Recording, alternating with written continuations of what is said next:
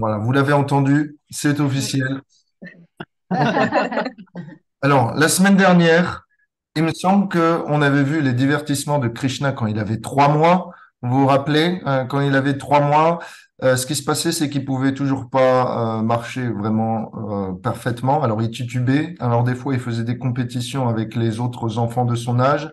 Il montrait ses biscottos, il disait qu'il était le plus fort. Et puis, la seconde d'après, il trébuchait et il appelait Mère Yashoda pour se faire consoler.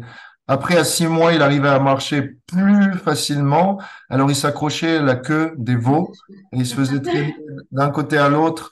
Et à un peu plus d'1 an, ça c'était il y a quelques semaines, c'était quand Mère Yashoda le faisait danser. Je ne sais pas si vous vous rappelez, des fois les gopis, on avait dit, elles faisaient danser Krishna en clapant des mains et en l'encourageant. Krishna, voilà, avait fait ça. Après, il se sentait fatigué. Il avait bu le lait du sein de Mère Yashoda et avait vu, pour la première fois, Mère Yashoda avait vu, en demandant à Krishna d'ouvrir la bouche, eh bien, la vision de l'univers manifesté dans la bouche de Krishna. C'était quelque chose d'incroyable. La vision universelle. Et on avait progressé un peu plus loin, au-delà de ces 1 an, pour voir un peu ce que faisait Krishna entre sa première année et sa deuxième année. Alors, j'avais fait en vitesse un petit résumé des bêtises que Krishna pouvait faire, du rapport que pouvaient faire les gopis avec plaisir à Mère Yashoda. Pourquoi les gopis allaient venir, on va dire, rapporter les bêtises de Krishna parce que en fait, c'est expliqué que ça leur faisait plaisir. Euh, non pas que c'est un plaisir malsain de donner de l'anxiété à Mary Yoshuna, non, elle se disait, nous, ça nous rend tellement abasourdis, euh, envoûtés de voir que Krishna est si malin, que Krishna est si espiègle, que Krishna est si joueur, que Mary Yashoda ne doit pas connaître cette partie de son enfant. Parce qu'elle nous parle toujours de Krishna comme gentil, comme sage, et c'est une partie de son enfant qu'on veut lui faire découvrir. Et c'est une partie de son enfant qui est appréciable, qui est d'une autre nature, mais qui est aussi magnifique, puisque très humoristique aussi. Alors, on veut lui faire découvrir cette partie de son enfant qu'elle connaît pas. Et donc, évidemment, il y avait un débat. Il y avait un débat entre est-ce que Krishna vraiment fait ces bêtises ou est-ce que ce sont des histoires racontées par les gopis et est-ce que c'est vraiment la vérité, la réalité? Par exemple, euh, on avait vu quand entre sa première année et sa deuxième année, qu'est-ce que faisait Krishna? Il prenait un malin plaisir à libérer les vaches au mauvais timing. C'est-à-dire le matin, quand les veaux sont affamés et quand le pied des vaches est rempli, Krishna, qu'est-ce qu'il faisait avant la traite du matin? Il ouvrait la porte de la ferme, de l'étable, et les veaux se ruaient sur les mamelles de leur mère. Et résultat, la production de la journée était finie. Donc les gopis disaient, voilà ce que fait ton fils, garde-le en sécurité sous un œil, s'il te plaît, ne le laisse pas sortir aussi facilement. Mais Mère Yashoda, elle disait, oh, c'est un enfant, il ne sait simplement pas, il veut en fait vous aider, il veut, il veut s'entraîner en tant que pâtre. Voilà, il veut suivre l'exemple. Mais les gopis répondaient, non, non, on sait qu'il a mal fait parce que quand on essaye de l'attraper, il s'échappe. Donc, aussi ignorant que ça, normalement, il n'aurait pas besoin de s'échapper. Donc, ce qui est incroyable, c'est que normalement, Krishna est censé être celui qui sait tout. Il est omniscient. Et là, il joue le rôle d'un enfant qui ne sait pas ce qu'il doit faire, ce qui est bien, ce qui est mal. Après, une fois que Krishna a libéré les veaux, que le ménage, le foyer est accaparé à tous les séparer de leur mère, qu'est-ce que fait Krishna? Est-ce que vous avez une idée? Quoi? Est-ce que vous avez une idée de ce que fait Krishna une fois qu'il a libéré les veaux? Ben, elle a tiré depuis le Il Ah, sac. s'accroche à la queue des vaches aussi? Ah, non, Ouais. non, non, non, non, non, non. Il va Dans ailleurs. il va dans les réserves. Voilà. Voilà. Ah oui, il va Oui, fouiller les réserves de récolter beurre Eh le oui. yaourt de Ok. beurre. Donc Il la leur donne aux seconde étape. singes. Parce que, Voilà, elle partage avec voilà. les singes. Krishna a un plan. Krishna a un plan, c'est j'ai libéré les veaux, Ça euh, va ils sont divertir. occupés, donc Hein, ils ne peuvent pas me chasser. Pendant voilà. ce temps, j'ai le temps d'aller dans la Hein. réserve, inconnu, incognito, et de me faire un malin plaisir de dévaliser tout ce qui me plaît. OK? Ça, c'est un enfant de 2 ans, à peu près, qui pense comme ça. Alors, ça laisse présager pour la suite. Donc, on se dit que Krishna est un voleur. Krishna joue le rôle d'un voleur. Donc là, Krishna, normalement, il est censé représenter la justice, la moralité. Et là, Krishna représente tout l'inverse. Mais bon, les gopis ils racontent cela. Et Mère Yashoda dit, non, mais il est simplement un enfant. Ce sont des bêtises d'enfant. Il est un peu expiègle. Soyez simplement attentifs. Faites attention à protéger votre réserve. Mais les gopis disent, non, mais on peut pas tout faire. On peut pas et protéger notre réserve à double tour, mettre un cadenas, un coffre-fort, et pendant ce temps, s'accaparer à séparer les veaux. Donc, Mère Yashoda rigole, les gopis prennent un malin plaisir à partager ça. Et puis après, qu'est-ce que fait Krishna une fois qu'il a volé le stock? Eh bien, il va le manger. Et normalement, Krishna, il n'est pas censé avoir faim. Je veux dire, à chaque instant dans l'univers, il reçoit des offrandes, il peut les manger. À Jagannath Puri, il reçoit 54 offrandes. Il est, il a des serviteurs qui veulent lui offrir aussi toutes les sucreries à disposition. Mais Krishna, il mange comme s'il avait faim, alors que normalement il est censé être satisfait en lui-même. Donc ça, c'est très intéressant. C'est aussi quelque chose qui un petit peu perturbe notre conception de Dieu et qui fait qu'on a du mal à comprendre Krishna et ses activités. Donc, euh, les gopis disent ça. OK, il mange notre stock. Il ne fait pas simplement que le voler. Euh, mais Yashoda dit, bah, vous avez simplement qu'à le punir. Et donc, là, vous vous rappelez, qu'est-ce que répondaient les gopis? Ils n'arrivent pas à À le punir. punir. Maintenant, quand il le regarde avec, voilà, il est tellement beau avec ses yeux, voilà, c'est pas possible. Voilà, quand il nous regarde, son doux regard, ces petites quenottes qui viennent juste de pousser, euh, avec le beurre qui dégouline du côté de la lèvre, comment tu veux qu'on puisse le condamner? Il est tellement beau et fascinant. Mais après, Krishna décide de distribuer le stock. OK? Donc là, il renonce à son impartialité. Pourquoi il distribuerait le stock à des singes plutôt qu'à leurs propriétaires ou à d'autres? Non, c'est Krishna pour distribue. oui, c'est pour le plaisir, en passant à Hanuman, je pense OK, aussi. pas mal du Voilà. tout, c'est ça. Et c'est pas que les singes n'étaient pas dans d'autres vies Oui. des serviteurs de Krishna, ils sont venus pour C'est ça. justement C'était des participer au serviteurs divertissement. Oui. c'était des membres de l'armée des singes de Ram. De Ah, Hanuman. d'accord. Et pas mal du tout. Très, très bon. Donc, vous avez tout écouté la dernière fois. Donc, mais Yashoda dit oui, mais il est gentil, il partage, il est altruiste.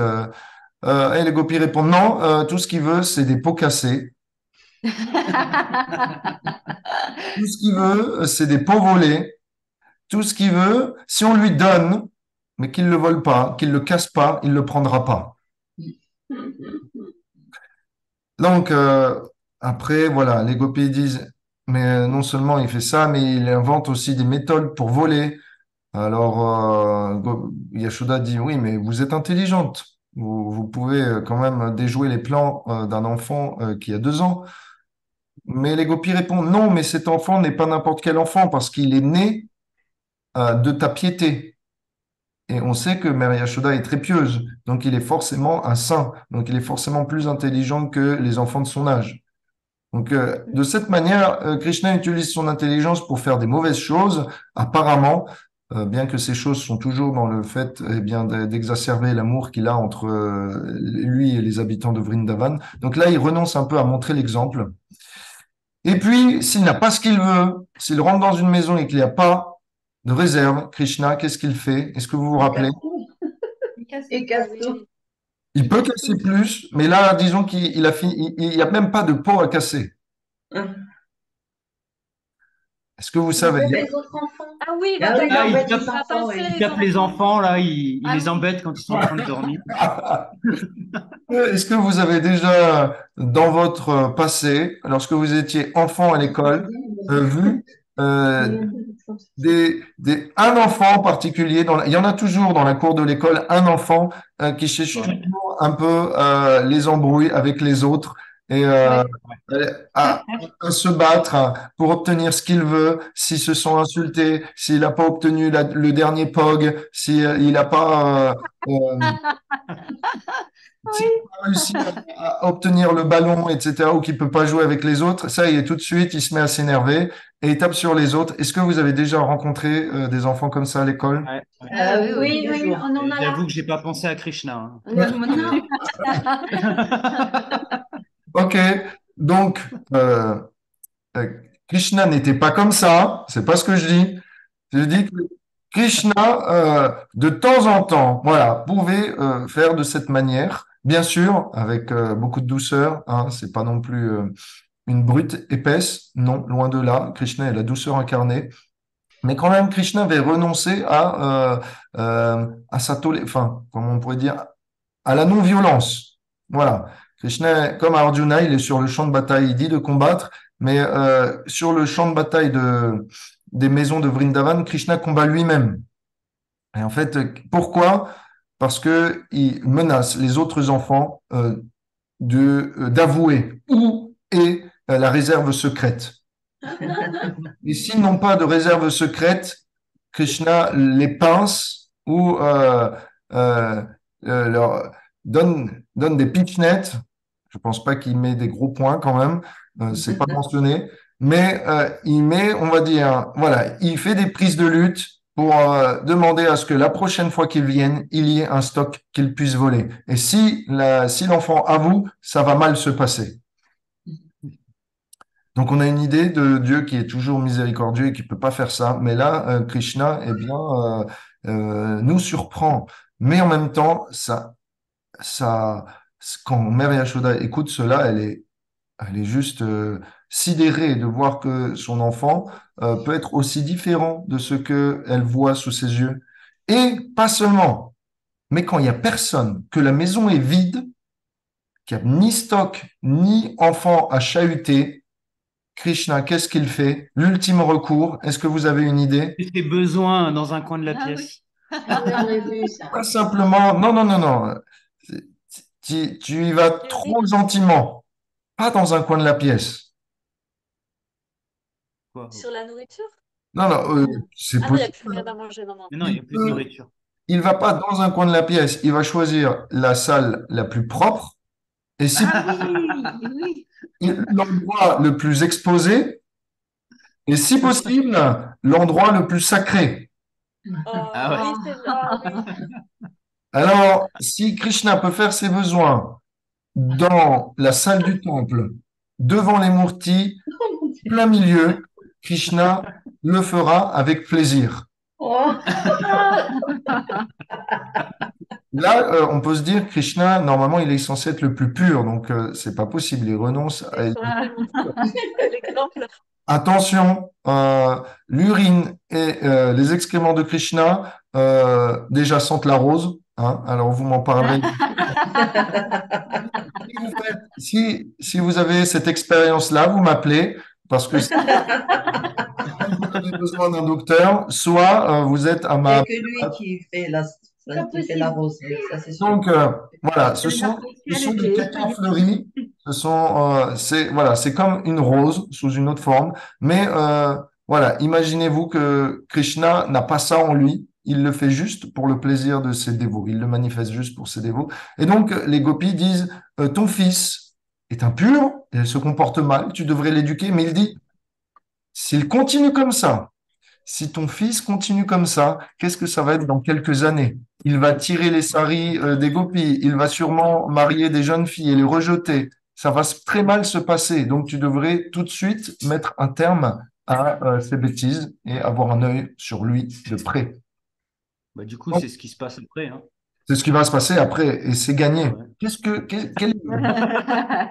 Quel est le but de tout ça? Le but est multiple, c'est d'accroître l'attention de Mère Yashoda sur lui-même, sur voilà, lui, enfant Krishna, Balagopal.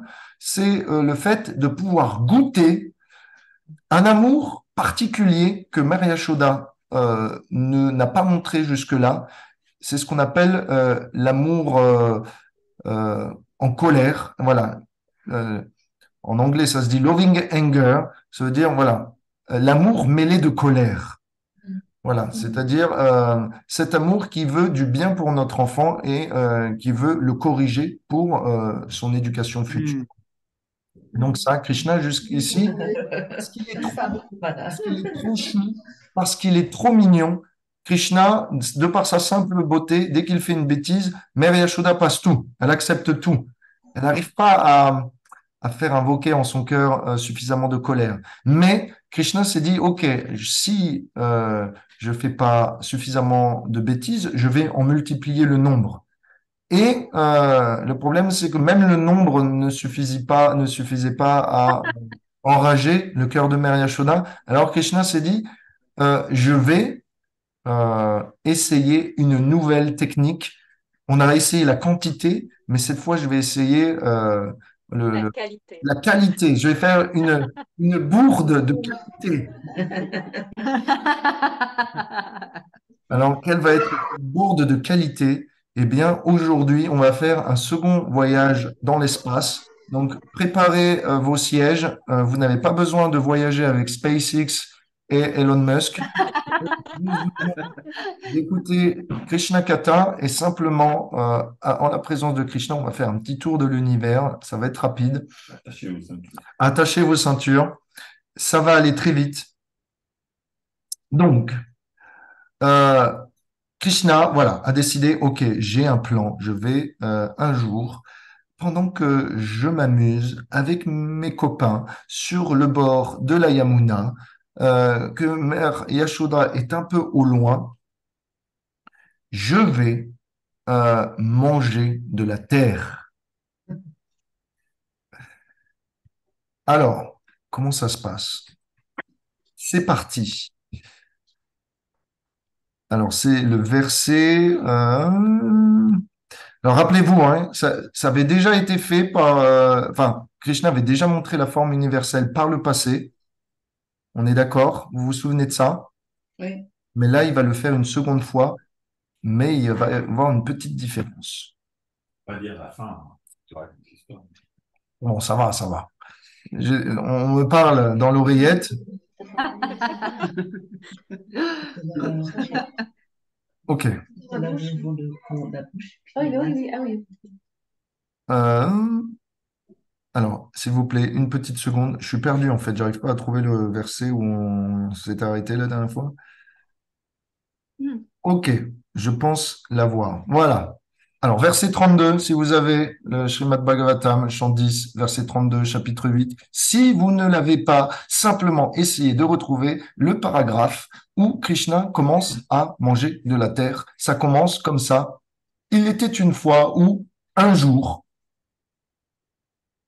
donc un jour, Krishna était en train de jouer avec ses petits compagnons, incluant Balaram, Vasudam, Sudam, Shridam, Kinkini, etc., tous les Gopas, petits Gopas, et tous se sont mis ensemble à loger une complainte à Mère Yashoda. Ils sont venus la voir et ont dit, Mère Yashoda, votre fils Krishna mange de la terre. OK, c'est dit par certains que Krishna, au début, ne faisait que prétendre de manger de la terre. Il voulait voir si ça fonctionnait. Et quand il a vu que ça fonctionnait très bien, il s'est dit, d'accord, je vais le faire pour de vrai. Euh, alors, Krishna a inventé un nouveau plan pour plaire à ses amis, pour les envoûter, pour aussi manifester eh bien, des nouvelles facettes de sa personnalité. Alors, qu'est-ce qu'a fait Mère Yashoda quand elle a entendu cette histoire? Elle est venue voir Krishna. Donc, dans le verset 33, on nous dit, pleine d'anxiété pour le bien-être de son fils, elle a pris Krishna par la main et lui a dit, euh, pleine de peur, qu'as-tu fait? S'il te plaît, cher Krishna, pourquoi es-tu si impétueux, si instable que tu as besoin de manger de la terre dans un coin solitaire? Tes copains sont venus me rapporter que, ainsi que Balaram, que tu avais fait ça, n'est-ce pas? Ce qu'il s'est passé, c'est que Krishna a fait semblant de mettre de la terre dans sa bouche la première fois, et tous se sont dit, euh, non, Krishna, c'est pas bien ce que tu fais, on va le répéter si tu continues. Et Krishna est allé un peu plus loin dans un coin pour répéter, et cette fois il l'a vraiment fait, et voyant tout cela arriver, alors Balaram et ses amis sont venus auprès de Mère Yashoda rapporter la nouvelle. Mère Yashoda est venue et a pris par surprise Krishna par la main. Et là, elle commence à le sermonner. Alors, pourquoi manger de la terre? Certains nous disent que Krishna est le serviteur de ses dévots, le serviteur de ses serviteurs, et donc il veut se purifier en mangeant la terre qui a touché les pieds de ses serviteurs. Oh, donc de la même façon que Krishna conduit Arjuna, ici Krishna adore ses dévots en mangeant les restes Poussière. qui ont touché leurs pieds. De la même façon, vous savez peut Rachat, quoi. au prashad, voilà, le prashad sous la forme de la poussière, de la terre. Donc ça, ok, on le fait. Normalement, en Inde, vous avez déjà vu, on touche les pieds, on met ça sur notre tête. Là, Krishna, plus que le faire sur sa tête, il le met dans sa bouche. Donc, en fait, Krishna est plus humble que la moyenne, hein, clairement. Ce qu'il se passe, c'est que aussi, cet exemple avait été donné par Chaitanya Mahaprabhu. Donc, Krishna, quand il est venu 500 ans, il y a 500 ans au Bengale, et qui faisait aussi le tour de l'Inde, il avait été prendre la terre de son maître spirituel, et il en mangeait un peu chaque jour, ou il avait pris la terre du Raghunatha, et il en mangeait aussi un peu. Donc, là où les lieux de divertissement lui sont chers, Krishna prend la terre, parce que ça a été touché par les pieds de ses serviteurs les plus zélés. Là où les personnes qui lui sont chères sont nées, c'est pareil. Krishna mange un peu de terre. Pour lui, c'est une forme d'adoration et de respect. Donc, imaginez combien Krishna est humble, tout simplement. Lui qui est le plus grand se fait le plus petit. Alors, euh, Mère Yashoda était forcément anxieuse, on l'a vu, parce que il y a une raison, c'est que Mère Yashoda est une reine et étrangement, bah, en tant que reine, elle doit avoir sa maison pleine de sucreries, pleine de mets délicats.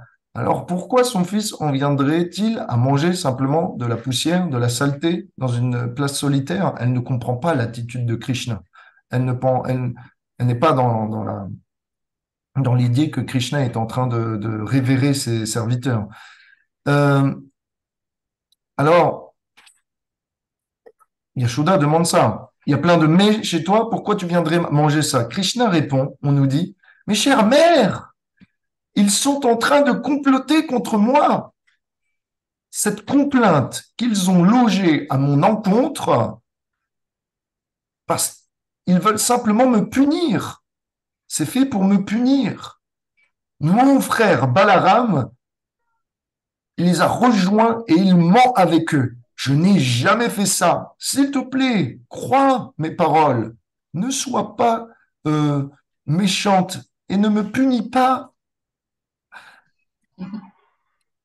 Donc là, Krishna, euh, alors, petite question. Est-ce que Krishna ment ou est-ce qu'il dit la vérité d'après vous? Est-ce que Krishna a mangé de la terre ou est-ce qu'il n'en a pas mangé?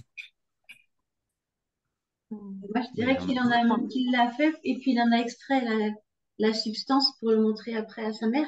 Ok. Donc toi, tu dis Krishna a mangé de la terre. Donc il dit la vérité, il ment. oui. Ok. Tout le monde est d'accord. Est-ce que Ouais. Il a mangé de la terre, mais il ment pas. Alors il y en a ils disent il a mangé de la terre mais il ne ment pas. Pourquoi? C'est Krishna. Et donc Il ment jamais. il ment jamais. Mais il faut une raison là. Parce que là il est en train de mentir là. Non, parce que Krishna. Non, mais il le montre après. Quand C'est Krishna. Alors t'as pas le droit de partir là-dessus. Tu dois expliquer. C'est moi qui vais devoir expliquer. Alors, je vais vous emmener à Brahmandagat. Ok, on va faire un tour à Brahmandagat. Qui veut aller à Brahmandagat? Allez, Ah, on y va. On y va. alors, on va aller à Brahmandagat ensemble. On va aller prendre Google Maps. Euh, Brahmandagat, c'est le lieu où s'est passé ce divertissement. Donc, je veux vous y emmener. Ce qu'il se passe, c'est que certains disent que Krishna n'a pas mangé la terre, puisque en lui se trouve déjà l'univers. Hmm. Krishna n'a pas menti, puisque forcément en lui se situent tous les éléments de toute manifestation. Donc, quand il dit qu'il mange, en fait, c'est déjà en lui. Il ne mange pas, il réintègre. Ah. Ah, C'est subtil. Disent que Krishna n'a ni mangé de la terre parce que c'était déjà là en lui, et certains disent que Krishna n'a pas menti parce que en fait, exactement, il est déjà complet et donc il y a déjà de la terre en lui. Alors, qui a raison? Ça dépend de votre relation à Krishna. Si vous le voyez, si vous le voulez voir comme le grand Samaritain, ou si vous voulez le voir un peu plus espiègle, ça dépend de vous. Alors, Revati, Mhm. que dis-tu en fait quand on dit que Krishna, c'est le plus grand des voleurs et le plus grand des menteurs? Mais c'est vrai. Moi, je dis que quelqu'un à côté de moi, il va pas apprécier. Pourquoi Krishna est le plus grand des voleurs? Déjà parce qu'il a volé le cœur euh, des personnes les plus, parfois les plus dures, les plus sèches, les plus arides, les plus malfaisantes. Krishna a pu les changer. Mais pas seulement ça. Krishna a réussi à capturer le cœur de sorte que certaines personnes ne parlent que de lui, ne pensent que de lui, ne jurent que par lui. Alors, de cette manière, Krishna est le plus grand des voleurs. Maintenant, je sais que tu voulais une autre réponse, mais je vais dans ce sens. Krishna est, t'avais dit quoi, le plus grand des voleurs et le plus grand des... Menteur. Oui, Krishna est aussi le plus grand des menteurs. Parce que bien que tout ce qu'ils disent, en fait, ne serve que la cause d'une vérité supérieure. Quelle est cette vérité supérieure? Krishna ment pour servir la cause de la vérité supérieure des relations d'amour entre lui et les personnes qui le servent. Krishna ment, c'est un mensonge qui sert une vérité et le plaisir et la paix et le bonheur euh, des autres. Alors, de la même façon, il y a un jour, Bhaktisiddhanta Sarasvati Thakur, ok, je dis ça 2 minutes, c'est une petite anecdote. Quand Bhaktisiddhanta Sarasvati Thakur était un jour en parikram autour de Vrindavan, il y a une personne qui est venue, un disciple à lui, et ce disciple lui a demandé, voilà, je suis là simplement pour un jour et je vais devoir repartir. Bhaktisiddhanta Sarasvati Thakur a dit à son disciple, fais un arrêt maladie, mens, dis à ton patron que tu es malade et simplement reste avec nous et finis le parikram, reste quelques jours de plus. Et il y a quelqu'un qui a entendu ça et il s'est dit, mais comment vous pouvez conseiller à vos disciples de mentir? Ça, c'est pas sain. Et Et finalement, les disciples sont venus raisonner la personne qui n'avait pas compris. Et il a dit, vous voyez, imaginez que votre femme a des bijoux et qu'il y a des voleurs dans le coin qui viennent à votre porte. Euh, vous cachez votre femme et les voleurs viennent et disent, on cherche en vous menaçant. Il vous dit, est-ce que vous avez de l'or ici? Qu'est-ce que vous dites? Est-ce que vous leur montrez, est-ce que tu vas montrer ta femme ou est-ce que tu vas la cacher ainsi qu'avec tous ces bijoux? Le plus sage est de la cacher avec tous ces bijoux ou, disons, dans le Chaitanya Charitamrita, il y a un autre exemple, c'est-à-dire quelqu'un vient prendre refuge près de chez vous. Imaginez, c'est l'Allemagne nazie. Voilà, un exemple un peu plus simple. C'est l'Allemagne nazie, il y a un juif qui vient chez vous, il vous demande de l'hospitalité. Et après, vous avez l'adjudant SS, je sais plus comment il s'appelle, Himmler, qui arrive et qui demande est-ce que vous cachez un juif? Qu'est-ce que vous faites? Bien sûr, on va Ah mentir. bah, on le cache, on dit Ouais, si vous n'êtes pas un collabo, non. si vous n'êtes pas un ancien membre de la Gestapo, vous allez mentir.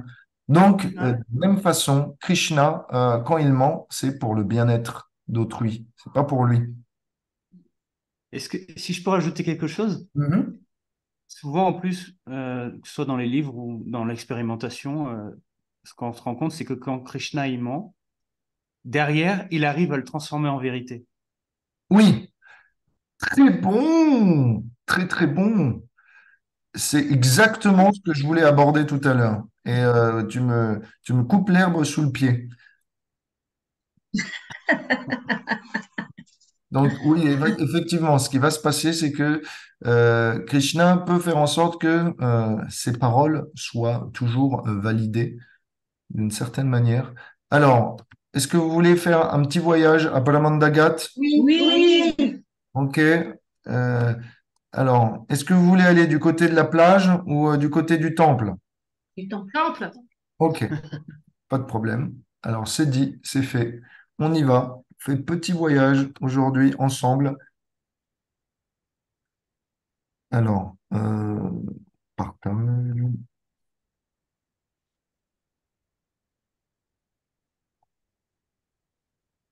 C'est parti. Dites-moi si ça fonctionne. C'est bon. Vous voyez tous?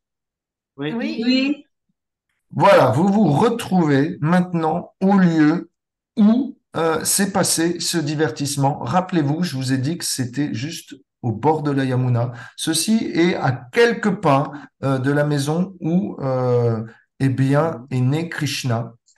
Alors,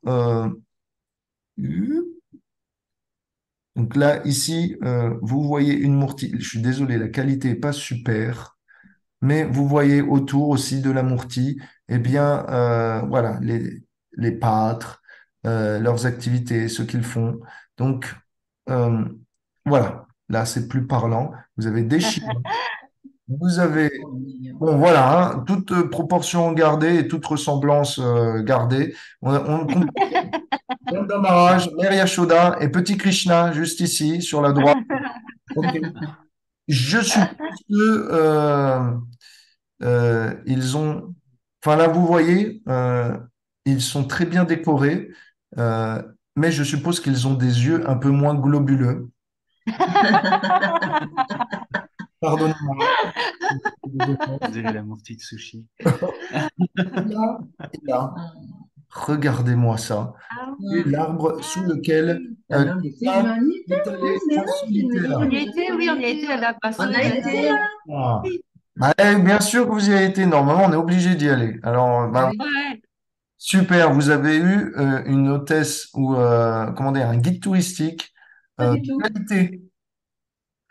Et là, voilà, on descend les marches, Oui, Bah oui. oui, oui. voilà, et on peut se baigner ici, dans le même lieu où 5000 ans auparavant, Krishna allait jouer avec ses amis et proche de la maison avait fait semblant de manger de la terre. Donc voilà, c'est ce lieu-là. On peut faire même un petit tour de bateau pour traverser la Yamuna. Euh, Donc, j'espère, je suis désolé, c'était une courte visite, mais au moins vous avez une idée de quoi vous situez. nous Et avons plongé. si vous n'y avez pas été, mais que vous désirez y aller, je crois que vous avez un guide touristique parmi vous qui pourra vous y emmener. Vous avez qu'à lui demander. Et, Mais on Quoi? t'a demandé déjà que tu nous accompagnes. Tu es le guide parfait. Bizarrement, je pensais pas à moi. Je pensais à toi, Suchitra. Oh, moi, je vais demander à quelqu'un d'autre. Mais moi, je fais On oui. peut s'arranger. On peut s'arranger. La Alors, prochaine étape, c'est le séminaire. Allez. on en reparlera. C'est bien. Tu nous as pas dit non, donc c'est un oui. Voilà.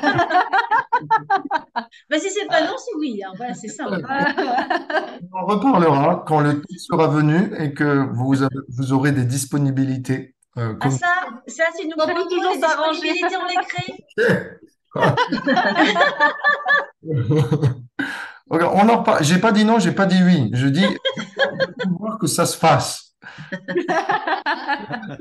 Là, je vous ai promis, je dois bien vous avouer, pardon, je vous ai promis des chartes, je vous ai promis un cadeau et je n'ai ni envoyé l'un et l'autre parce que ma semaine était super complète. Alors, je veux quand même représenter la vérité et faire ce que Et ne pas être le plus grand des menteurs.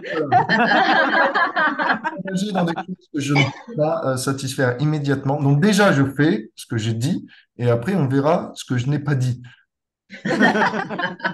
Ok? Donc ça va. Alors maintenant, que dit Krishna en excuse pour se défendre?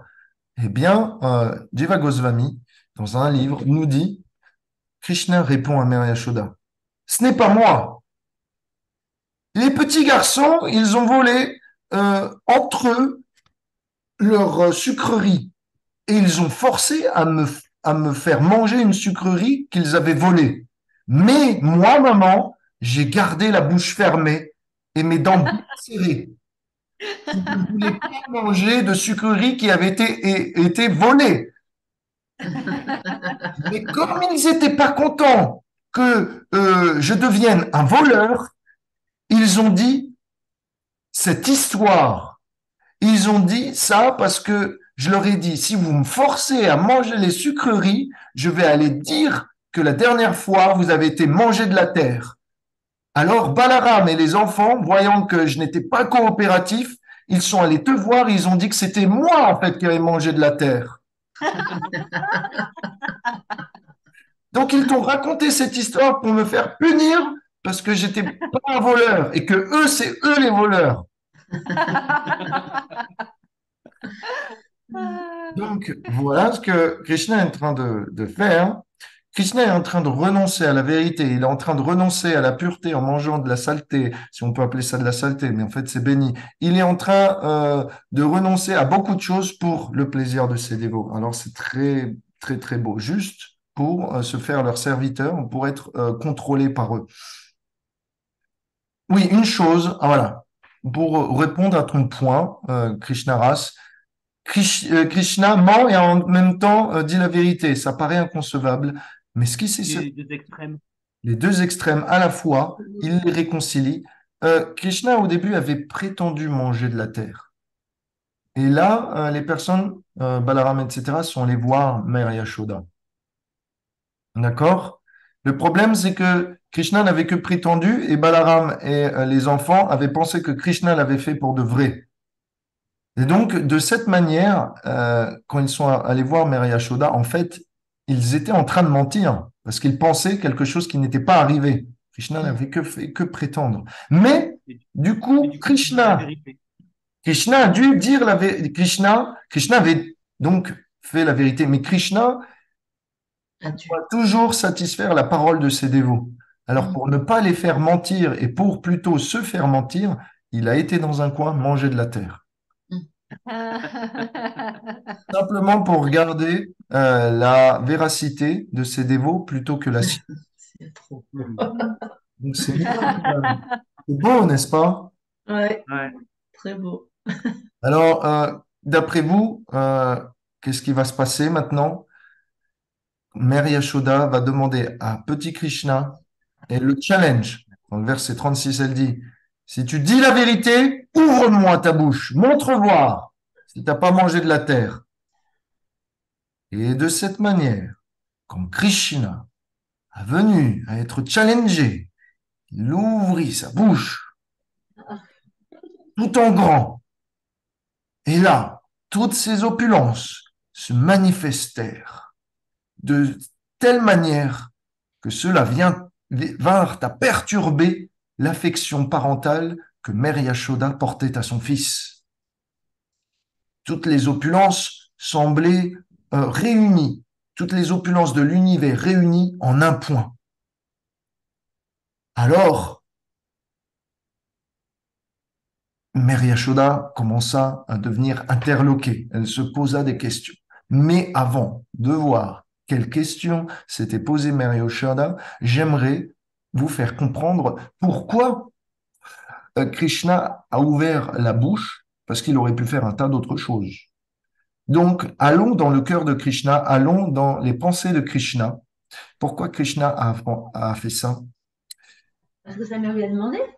Faire plaisir à sa mère lui a demandé. Donc, Oui, c'est vrai. il fait le petit garçon gentil Pour Pour obéir à sa montrer qu'il mère, aidait. pour Pour obéir à sa montrer mère, qu'il aidait. c'est vrai, ok, pas de problème. Il y a une raison supplémentaire, c'est que Krishna commençait à se demander si sa mère, devenant anxieuse et énervée, allait pas réagir de manière punitive, un peu forcée. Pour la première fois, Krishna avait peur de Mère Yashoda.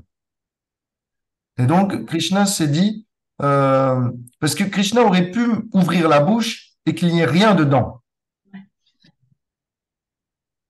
Mais Krishna a ouvert la bouche et a montré une manifestation sublime de l'univers. Il n'était pas obligé de faire ça, mais il l'a fait. Et pourquoi Krishna a fait ça? Pour montrer que non seulement il disait la vérité, mais non seulement euh, il était un enfant exceptionnel et que, eh bien, euh, il y avait en lui des qualités insoupçonnables que Mère Yashoda ne parvenait pas à comprendre. En fait, il y a aussi une raison, c'est que Krishna a beaucoup d'énergie, beaucoup de personnalité, donc en fait, qui représente ses énergies à son service. Et ces opulences que Krishna ne manifeste pas à Vrindavan sont toujours en train de prier Krishna pour lui dire, s'il te plaît, laisse-nous te servir, laisse-nous montrer quelques-unes de tes opulences. Alors l'énergie d'opulence de Krishna a trouvé un moyen de servir Krishna, de euh, diminuer la colère de Mère Yashoda en manifestant la grandeur de l'univers matériel et en même temps a permis à Krishna de goûter pour un temps eh bien, la réciprocité, permet aussi d'adoucir le cœur de Mère Yashoda et voilà, d'adoucir eh bien, cette colère mêlée d'amour. Donc Krishna a réussi à tester la colère de Mère Yashoda. Il en a eu peur. Et donc, du coup, il a montré ses opulences pour diminuer la colère de Mère Yashoda en la faisant cogiter à autre chose. Et de cette manière, il a attendri le cœur de Mère Yashoda en montrant ses opulences. Est-ce que ça va? Est-ce que je m'embrouille pas? Est-ce que c'est bien expliqué? Est-ce que Oui, c'est oui. OK, Oui. ça va alors. Euh, donc ça sert plusieurs buts en un même temps. C'est que voilà, Krishna goûte de nouveaux sentiments d'amour provenant de Mère Yashoda. Il la calme pour pas se faire punir. Lui-même a peur. C'est un peu fou de voir que Krishna, euh, qui est finalement, qui fait peur à la mort, qui fait peur au plus grand des démons, eh bien, a peur lui-même d'une simple jeune femme de village. Quand même, c'est pas un guerrier accompagné d'un arc très menaçant avec des dents qui dépassent. Non, c'est Mère Yashoda, euh, le cœur doux, qui baratte du beurre, et c'est de elle que Krishna a peur. Alors, on continue. Qu'est-ce qu'a vu Mère Yashoda dans cette bouche? Elle a vu l'espace, elle a vu toutes les entités vivantes, les océans, la surface de la Terre. Bon, vous vous rappelez de la dernière fois, hein. Le vent qui souffle, le feu, la lune, les étoiles, le soleil, toutes les galaxies, la Voie lactée, tous les éléments en transformation, en maintenance, en destruction, Le temps qui passe. le temps qui passe, exactement. Et rappelez-vous, la première fois que Mary Ashod avait vu ça, quelle avait été sa réaction? Elle avait fermé les yeux parce qu'elle ne pouvait pas accepter cette vision, parce que cette vision était contraire à sa nature de mère. Et donc, du coup, elle se disait, mon fils est soit en danger, soit mon fils n'est pas n'importe qui. Mais cette fois-ci, pour la seconde fois, Mary Yashoda n'a pas fermé les yeux et a accepté cette manifestation. Et donc, le trouble en elle l'a agité d'autant plus. Alors, dans le verset 40, on nous dit, Mary Yashoda commence à penser, est-ce que c'est un rêve? Est-ce que c'est une illusion créée par ce monde? Est-ce que Est-ce que c'est manifesté par mon intelligence? Est-ce que je ne serais pas en train d'être sous l'emprise euh, de quelque pouvoir mystique de mon enfant? Donc elle pèse. Est-ce que c'est moi? Est-ce que c'est les autres? Est-ce que c'est Krishna? Alors, elle se dit non, je rêve pas parce que je me sens pas vraiment fatigué. Ce n'est pas non plus la manifestation matérielle et les demi-dieux parce que moi je ne suis qu'une personne insignifiante. Ça peut pas être mon mental parce que je me sens plutôt stable. Et par contre, en ce qui concerne mon enfant, c'est peut-être plus probable parce qu'on m'avait averti, rappelez-vous, Gargamuni était venu, il avait dit, votre fils sera comme Narayan. Alors peut-être que c'est finalement ça. Alors Mère Yashoda conclua, ça vient de mon fils. Par conséquent, laissez-moi m'abandonner au Seigneur suprême. Laissez-moi lui offrir mes obéissances. Il est au-delà de toute conception. Il est au-delà de tout intellect, de tout raisonnement. Nos sens ne peuvent pas le comprendre. Il est la cause originelle de la manifestation matérielle que je vois ici au sein de la bouche de mon enfant. L'entier cosmos est maintenu par lui. Et c'est par lui que l'on peut concevoir son existence. Laissez-moi simplement lui offrir mes obéissances. Il est au-delà de ma contemplation, de ma spéculation, de ma méditation. Il est au-delà de toute conception matérielle. Gloire au Seigneur Narayan. Alors, ok, petit aparté. Rappelez-vous, dans la première partie de ce divertissement, là, quand Krishna avait montré ça pour une première fois, euh, Mère Yashoda s'était dit, en fermant les yeux, peut-être mon fils est hanté, peut-être il est en danger, peut-être c'est lui Narayan. Dans tous les cas, laissez-moi prendre refuge auprès du Seigneur. Narayan, s'il te plaît, fais en sorte que je puisse le protéger. Est-ce que vous vous rappelez de ça? Mm. Là, c'est la même chose, mais avec une petite différence notable, c'est que Mère Yashoda pense, les yeux ouverts cette fois-ci, elle pense, mon fils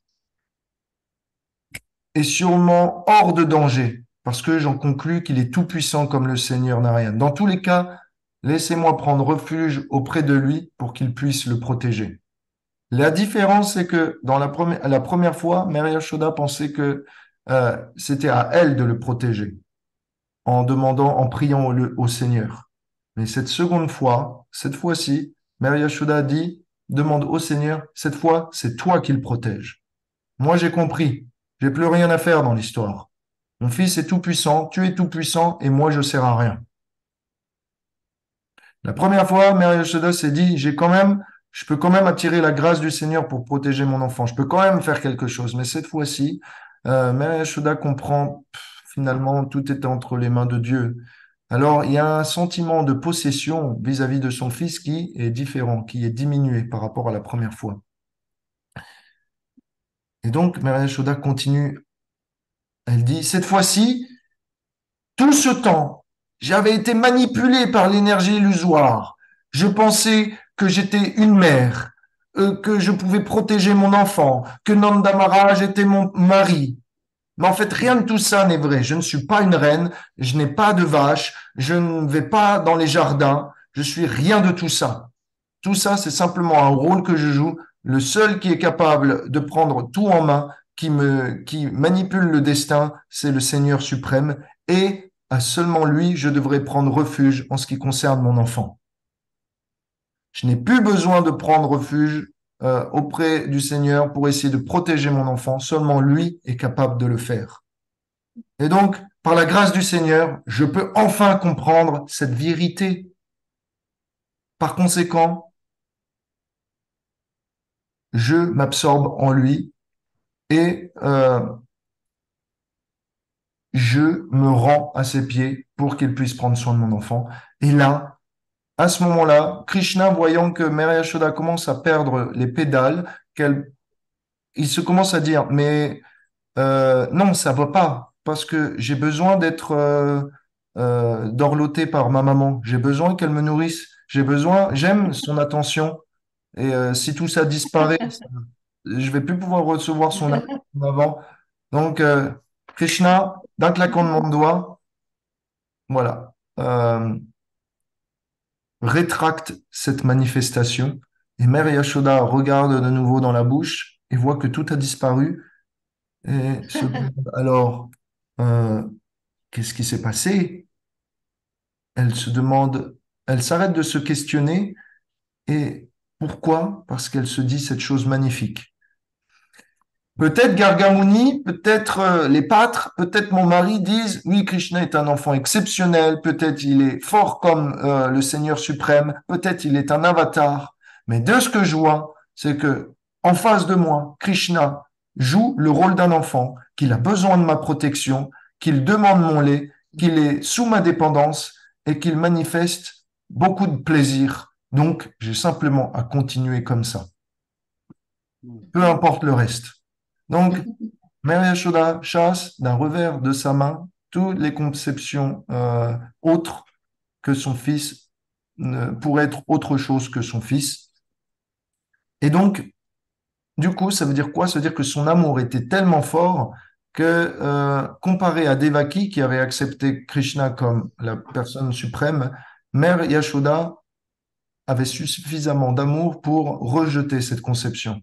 Toute conception que Krishna puisse être Dieu, Mère Yashoda pouvait le rejeter de par son amour, de par le fait qu'elle aimait cette position et de par le fait qu'elle voyait Krishna aimer aussi recevoir eh bien, son affection, son attention. Donc, quand quand notre ami Parikshit entend, rappelez-vous, hein, cette histoire est contée, c'est une discussion entre Parikshit et Shukadev, il y a 5000 ans, après le départ de Krishna de ce monde. Quand Parikshit, le roi, entend ces histoires de Shukadev, il se dit, c'est pas naturel, ce genre de choses, le fait que le Seigneur soit dépendant voilà, des grâces d'une humaine, ça paraît un petit peu fou. Qu'est-ce qu'elle a dû faire dans les vies passées? Qu'est-ce qu'elle a dû faire comme activité pieuse, comme prière, comme austérité, euh, pour pouvoir obtenir une telle position qu'elle puisse contrôler le Seigneur et qu'elle puisse même en venir à le punir? Se pose ces questions, ça paraît donc, enfin, pardon, Parikshit se pose ces questions. Et donc, Shukadev va lui parler des vies passées de Mère Yashoda et de Nanda Maharaj. Alors voilà, on entre une nouvelle section. Est-ce que vous avez des questions? Est-ce que ça va pour vous? Ok. Oui. Alors, on va découvrir qui étaient Nanda Maharaj et Mère Yashoda dans la vie passée. Nanda Maharaj s'appelait Drona. C'était un Vasu, un être édénique, si vous voulez. Et Mère Yashoda, voilà. Le vassou, tu peux préciser, Révati, ce que c'est un vassou? Ah, un Vasu, c'est un demi-dieu qui contrôle les éléments. Un débat, ouais. Un Deva qui contrôle. Il y a plusieurs Vasus. Il y en a, ils peuvent contrôler l'espace. Il y en a, ils peuvent contrôler l'air, l'eau. Donc, ils sont en support des Devas principaux.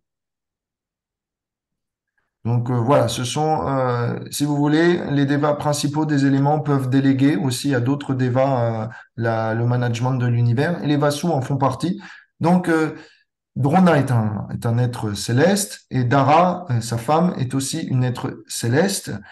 Et ce qu'il s'est passé, c'est que pendant de nombreuses années, ce n'est pas mentionné combien, mais je crois me rappeler, j'avais lu autre part que c'était plusieurs millions d'années, euh, non, plusieurs des dizaines de milliers d'années, pardon, ils avaient médité pour pouvoir obtenir non pas Krishna comme un enfant, mais ils voulaient faire en sorte dans leur vie prochaine de pouvoir assister euh, une incarnation du Seigneur dans l'activité de Sankirtan, c'est-à-dire dans l'activité de prédication, c'est-à-dire dans l'activité de la propagation des gloires de Dieu.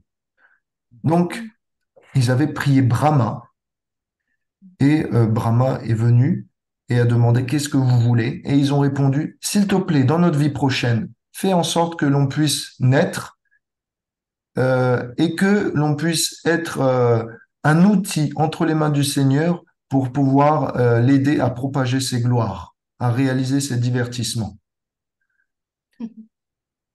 Donc, c'est incroyable, c'est-à-dire, Devaki et Vasudev priaient pour avoir Krishna en tant qu'enfant, mais Drona et Dara, même s'ils avaient ce désir dans leur cœur, ne l'ont pas dit, mentionné expressément. Ils ont plutôt dit, laissez-nous aimer le Seigneur et laissez-nous l'assister et le servir.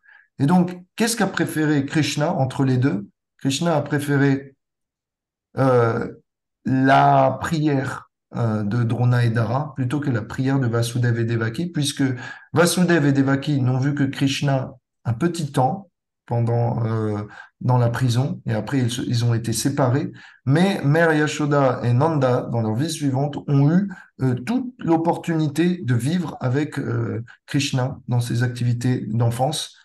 Donc ça veut dire ça veut dire quoi pour nous? Qu'est-ce que ça veut dire pour nous? Ça veut dire que si on veut obtenir quelque chose de Krishna, il n'a pas besoin de demander, il faut simplement demander de le servir purement, de l'assister, de participer à la propagation de ses gloires. Et de cette manière, Krishna satisfera tous les désirs les plus secrets de nos cœurs, parce qu'il les connaît. En fait, pourquoi Drona et Dara n'ont pas mentionné expressément ce désir? C'est parce que ils considèrent que vouloir avoir Krishna en tant que fils, ça peut être jouir de ses opulences. Ça peut être un peu, comment disons, intéressé. Et ils ne voulaient pas que Krishna ait ce sentiment ou que Brahma ait ce sentiment. Et donc, ils ne l'ont pas mentionné. Voyant cela, Krishna a pu se donner corps et âme à Drona et Dara. Ok, maintenant, écoutez bien. On sait que Nanda Maharaj et Mère Yashoda sont des êtres éternels, des associés éternels. Ce sont les parents éternels originels de Krishna. J'allais poser la question. Alors, comment ça se fait qu'ils se soient descendus sur Terre et qu'ils doivent reprendre naissance? C'est pas possible. Ça fait pas sens. Alors, est-ce que vous avez une idée? Eh ben, ils descendent aussi quand Krishna il descend. Mhm. Mais comment ça se fait qu'ils sont pas descendus directement en tant que Nanda Maharaj et Mère Yashoda? Oui, ils sont passés par Drona et c'est ça. Ouais, Et- c'est ça. Hmm. Parce qu'ils sont toujours là. Ils sont toujours avec Krishna. Ça, c'est sûr. Ça, c'est bon. Ça, Mais c'est. ils viennent du monde céleste. Et ils s'incarnent pour accompagner Krishna et venir avant lui pour être toujours ses parents. Ok, on est bon là, on est bon. On a mis Prépare la... le terrain. Yashoda, mais Vasudeva et Devaki, eux, ils sont plutôt du monde humain et c'est par leur vie, leur piété pendant des vies et des vies qu'ils ont acquis le privilège de pouvoir être dans la vie de Krishna. On est moins bon là. On est moins bon. Bon. Ah, ok, ok, une autre tentative. Moi, je dirais, oui, Drona et Dara, ils ont préparé le terrain pour l'arrivée de Krishna. Et Ok, après, ça c'est vrai.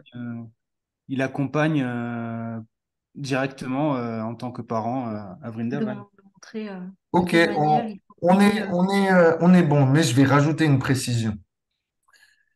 En fait, vous devez savoir, vous devez comprendre que les associés éternels de Krishna peuvent se manifester sous différentes formes et peuvent avoir des expansions. Donc, de la même façon que Vasudev et Devaki sont les expansions de Nanda Maharaj et Yashoda à Mathura. Donc, de la même façon que les reines à Dvarka, Krishna a des reines quand il sort de Vrindavan, ce sont des expansions des gopis. De la même façon que l'épouse de Narayan, la déesse de la fortune, c'est une expansion de Radharani. De la même façon que Durga est une expansion de Lakshmi Devi. Donc il y a ce jeu de poupées russes, d'accord? Donc Drona et Dara sont des expansions partielles De euh, Nanda Yashoda, et Yashoda. et Mère Yashoda. Et Du monde quand spirituel. Nanda Maharaj et Mère Yashoda prennent naissance pour accompagner Krishna, pour C'est préparer, encore des extensions de Drona et Dara, c'est ça? pas exactement. Là, ce sont des expansions égales du couple originel. Ah, ok. Ah oui, d'accord. Oui. Et Drona et Dara, qui sont des portions partielles, viennent se fondre dans leur tout originel. Est-ce que vous voyez ce que je veux dire? Ouais. Pas du tout. je me Drona suis et un peu Dara perdue sont... là. J'ai perdu un truc là. Non, mais c'est peut-être que j'ai plus trop de mental et du coup, là, j'ai un peu de mal. Pour faire, pour faire simple, Drona et Dara Oui, sont c'est simple. Ouais, voilà. Vasudev et Devaki sont des parties. Quand Nanda et Maharaj, qui sont le tout complet, mais qui font des doubles pour descendre dans le monde matériel, parce qu'ils vont pas s'absenter dans le monde spirituel, comprenez ça. Ouais. Ouais. Donc, quand ils descendent dans Ah, ok. ils D'accord. ne s'absentent pas de Vrindavan à Goloka. Il faut toujours qu'ils soient là, parce que c'est toujours en permanence en train de continuer. Donc, ils font des doubles dans le monde matériel, et les parties de ces doubles viennent intégrer le tout originel complet, qui est un double du monde spirituel. En Ouais. fait, c'est comme dire quand on dit Krishna descend dans le monde matériel, il s'absente pas non plus du monde spirituel, Exactement. mais il est complet aussi, Il est complet autant en haut aussi. qu'en bas, quoi. Hmm. Exactement. Mm. Et Et ils font ça dans les mondes parallèles alors. Ils font la même chose dans les mondes parallèles. oui, c'est exactement ça. C'est exactement ça. Donc, il y en a plein qui le font chaque seconde. Oui, Ah, c'est que... Non, exactement. non, non, mais c'est pas ça. Ce divertissement arrive dans plein d'univers. Mm, Ils sont multitask, en Ils fait. sont multitâches parfaitement, ils sont très modernes, mais ils n'ont pas de déficit d'attention. Ouais. mm. Bon. Pas Alors, comme Ils ils sont nous. sont présents à 100%. pas comme nous. Voilà. Donc, simplement, c'est juste pour vous faire comprendre, Donna et Dara sont des parties de Nanda Maharaj et Yashoda. Et quand Nanda Maharaj et Yashoda vont prendre naissance, Drona et Dara vont se fondre Hmm. Oh, ouais. dans leur manifestation originelle. Mm. C'est très simple, ça va, ça va. Donc, OK, une fois que ça c'est dit, voilà, pour les petites technicités, euh, je ne sais pas si je dois rentrer dans toutes les technicités de cette partie. Je pense pas, parce que je ne sais pas si ça vous sera utile d'une part, ni si ça va vous intéresser. Euh, Mais voilà, passons, parce on doit aussi aller à l'essentiel. Aujourd'hui, j'avais promis de la corde au ventre, et on en est loin. Alors aujourd'hui, Ah oui, d'accord. voilà, aujourd'hui, on a gagné un nom de Krishna. Le premier nom de Krishna, c'était Adokshaja qu'il avait gagné. Parce que Adokshaja, ça veut dire celui qui est né encore, Aja. Et, ça veut dire non né, mais ça peut vouloir dire aussi celui qui est né encore. Et Adoksha, ça veut dire sous un axe. Rappelez-vous, quand Shakatasura avait été démembré, le char s'était disloqué et Krishna, normalement, aurait dû mourir. Mais quand Nanda Maharaj l'a retrouvé vivant sans aucune égratignure, il l'a appelé Adokshaja, celui qui était comme né de nouveau sous un axe, sous l'axe du char. Et là, aujourd'hui, Nanda Maharaj euh, va donner un second prénom à Krishna après qu'il a entendu toutes les bêtises que faisait son fils. Il va lui donner le nom de Janardhan. Alors, Janardhan, ça peut vouloir dire tueur de l'ennemi, mais Jana, ça peut vouloir faire référence aux personnes, au Vrajabasi en l'occurrence, à Vrindavan, et Ardhana, celui qui les tourmente, celui qui tourmente les gopis par ses bêtises. Donc, c'est un second nom de Krishna, une fois qu'il a montré qu'il avait mangé de la terre, enfin, pardon, qu'il avait montré que la terre était en son sein. Janardhan. Aujourd'hui, Krishna s'appelle Janardhan. Ok, Oui. maintenant on passe au chapitre 9. Voilà, enfin. On entre dans un divertissement cher à tous et on prépare Kartik. Namamishvaram Satchitananda Rupam Lasat Kundalam Gokulam Yashodabi Kalam Davamanam.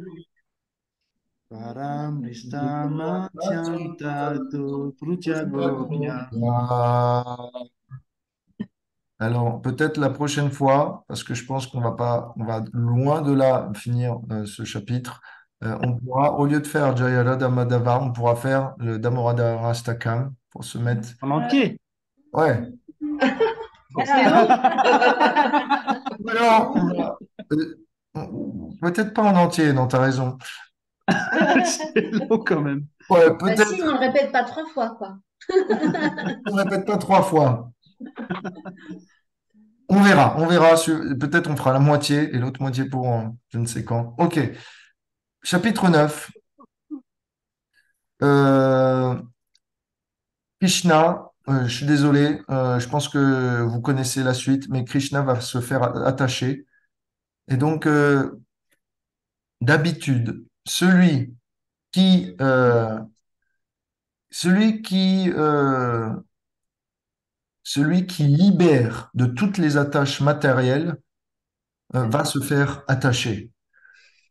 Celui qui libère de toute émotion négative qu'on peut considérer négative comme la colère, les pleurs, etc., va se mettre dans de tels états. Alors, c'est un chapitre qui va nous surprendre, c'est un chapitre qui va bouleverser nos compréhensions. Aujourd'hui, Krishna a 2 ans et 2 mois. OK, quand ça va arriver. Krishna a 2 ans et 2 mois. Un petit matin, au lever du soleil, un jour de Dipavali ou de Diwali ou de Diwali, ça dépend comment vous le prononcez, la journée des lampes. Mhm. C'est la journée des lampes parce que c'est le jour où Ramachandra est revenu de son périple vainqueur avec Sita Devi et les habitants de Ayodhya ayant reçu la nouvelle que leur euh, empereur qui était exilé pendant des années avait vaincu Ravan et récupéré sa princesse. Ces habitants-là, ayant entendu cette nouvelle, avaient préparé un festival et attendaient la venue de leur roi. Et donc, ils avaient mis des flambeaux, des bougies, des lumières partout dans la ville. Donc, c'est le festival des Lumières pour accueillir le retour de Ramachandra. Et donc, à ce même moment, eh bien, Krishna va faire des activités particulières. C'est aussi l'automne. On est en automne en Inde à ce moment-là. Et en automne, il y a beaucoup de festivals. il y a aussi le Govardhan Puja qui doit être préparé, c'est-à-dire que chaque année, normalement, les habitants de Vrindavan adorent, euh, pas le Govardhan Puja, je me suis trompé, mais adorent Indra sur la colline Govardhan. Donc, ça, c'est ce qu'ils font d'habitude. Donc, ils sont tous affairés à préparer soit le festival pour Ramachandra, soit le festival pour Indra. Donc, il n'y a pas beaucoup d'attendantes, il n'y a pas beaucoup de servantes avec Mère Yashoda. Et ça tombe très bien, parce que Mère Yashoda a un plan. Mère Yashoda se dit, depuis maintenant 1 an, les gopis viennent sans cesse me raconter que mon fils vient bazarder dans leurs réserves et que mon fils ne mange pas chez moi. Ça fait maintenant 1 an que je me soucie pour la maigreur de mon fils, que je me soucie de sa santé, que je me soucie de bien le nourrir et que je vois que ça ne fonctionne pas. Donc, je suppose que ce sont en fait mes servantes qui n'arrivent pas à barater correctement le beurre. Ce sont mes servantes qui font du mauvais yaourt. Ce sont mes servantes qui n'arrivent pas à traire les vaches correctement. La faute doit bien appartenir à quelqu'un. Alors, je vais moi-même m'occuper de A à Z de faire le beurre pour Krishna cette fois-ci, pour être sûr que dans le processus, il n'y ait aucune imperfection, que ce soit le beurre le plus parfait possible, et que Dieu, oh mon Dieu, Krishna n'ait aucune raison d'aller piquer dans les réserves d'autrui. Et je vais laver mon honneur et celle de mon fils. Donc, un petit matin, pendant que Krishna est encore au lit, les yeux endormis, et tout le monde est affairé à ses activités pour préparer les festivals du moment, Mère Yashoda est venue traire les vaches, mettre tout ça dans des pots elle-même, hein, et commence à mettre le pilier, la cuillère dans le pot à lait avec des cordes. Je ne sais pas si vous avez déjà vu. Voilà. Oui, Ouais. Commence oui. à tirer, barater pour transformer cela en yaourt, en beurre, pardon, et pour en tirer des substances différentes, afin de faire en sorte que Krishna soit grossisse, afin que Krishna soit totalement satisfait et qu'il n'aille pas ailleurs. Et donc, vous imaginez, Mère Yashoda a plein d'ornements, elle a plein de bracelets, de clochettes de cheville, donc ça fait un bruit de kirtan. Et en même temps, elle chante les gloires de son fils. Mon fils est si mignon. Je ne sais pas ce que ça donne en Est-ce français. que ça marche vraiment? Mon fils est si Je la connais pas, mignon. celle-là, vas-y. Il a un sourire idyllique. Toute la journée, magnifique. Et donc, euh, pendant la période de Kartik, je vais lui faire du lait et du yaourt. Et comme ça, dans les réserves, il n'ira pas mettre son pouce. Un truc comme ça. Pardon pour les rimes, euh, n'était pas super. J'ai pas eu beaucoup d'inspiration. Mais mérite une Pas mal. inspiration. Donc, elle chante, elle fait voilà, de la musique, de ses propres compositions. Alors, voilà, j'espère que vous êtes dedans, que vous êtes prête. Euh, Pourquoi prête tout le temps? pourquoi prête? Oui, pourquoi prête? Pourquoi pas prête? Désolé, j'ai la tête pleine de Mère Yashoda. Alors, Il est petit, alors voilà. j'arrête pas de. Voilà, beaucoup de caractère féminin en ce moment, mais ça va se masculiniser au fur et à mesure Ouais. qu'on sort de Vrindavan. Donc, t'en fais pas, Christian. De me fourvoyer avec le féminin et tu te sentiras inclus. Peut-être il faudrait plus d'hommes hein, dans cette classe. Peut-être il On faut. est d'accord, mais bon. Ils sont où vos hommes? Ils sont On partis attend, faire les courses? Ah on ouais. attend des hommes. On attend Et des dimanche? hommes. Bah, ils sont partis entre mecs avec la petite. Voilà. On Hmm. veut Et de la donc, testostérone, on veut de la barbe, on veut du Ouais. poil. Donc voilà, on verra ça. On verra. La demande est passée. La demande est passée. Mm. Donc voilà, Mère Yashoda fait son kirtan, hein. Euh, et donc pendant ce temps, elle met du lait à bouillir. Yashoda, ça veut dire Yasha, ça veut dire gloire, et Da, ça veut dire donner. Alors elle donne de la gloire. Et aujourd'hui, dans ce divertissement, elle va donner des gloires à qui? À son fils, en montrant combien il peut être contrôlé par l'amour et combien il peut être même attaché par l'amour de ses parents. Alors, euh, tout le monde est affairé, Mère Yashoda est là, et sachez, savez-vous que la façon dont on prépare le lait de Mère Yashoda est savamment pensée, puisque elle prend les meilleures vaches de tous les millions de vaches qu'ils ont et elle choisit l'herbe la plus grasse, la plus fraîche possible parmi tous les pâturages environnants. Donc, l'herbe est de qualité, les vaches sont de qualité, le temps est de qualité, l'eau est de qualité, tout est de qualité. Donc, le lait sera forcément de première classe. C'est ce que dit Mère Yashoda. Donc Krishna ne pourra pas refuser un goût pareil. Donc Mère Yashoda est dressée en ce jour en safran, un peu teinté de jaune, en safran, voilà, teinté de jaune. Et, et elle sue beaucoup pendant qu'elle fait son labeur de barater. Donc c'est un travail de longue haleine, hein, ça se fait pas en quelques minutes, donc il faut envoyer beaucoup d'énergie. Et donc, elle a ses boucles d'oreilles qui se balancent, elle a les perles de sueur qui gouttent sur son front, mais elle fait bien attention à que ça ne tourne pas dans le pot. Elle a les fleurs logées dans son turban qui viennent à tomber. Euh, et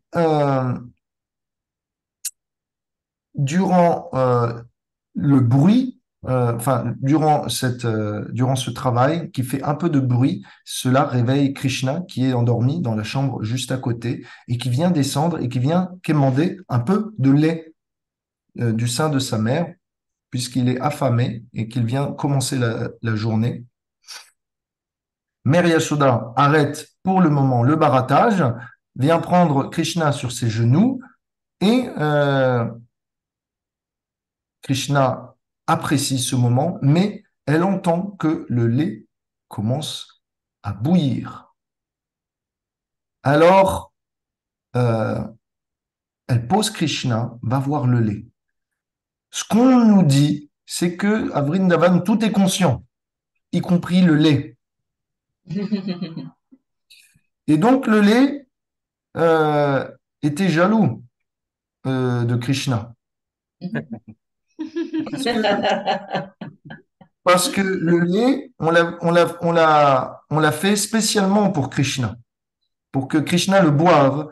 Mais le lait se disait, si Krishna boit tout le lait de Mère Yashoda, après, il va être repu, il va partir toute la journée, et moi, je ne vais pas être utilisé. Alors mon existence n'a aucune utilité, puisque j'ai été préparé par affection, avec Mère Yashoda, pour les besoins de Krishna. Si Krishna me refuse, je n'ai aucun service à donner, mieux vaut me suicider dans ces conditions-là. Donc, le lait se suicide, il sort du pot, il sort du pot pour aller retrouver le feu. Mère Yashoda entend que le lait est en train de commettre un acte abominable, un suicide. Elle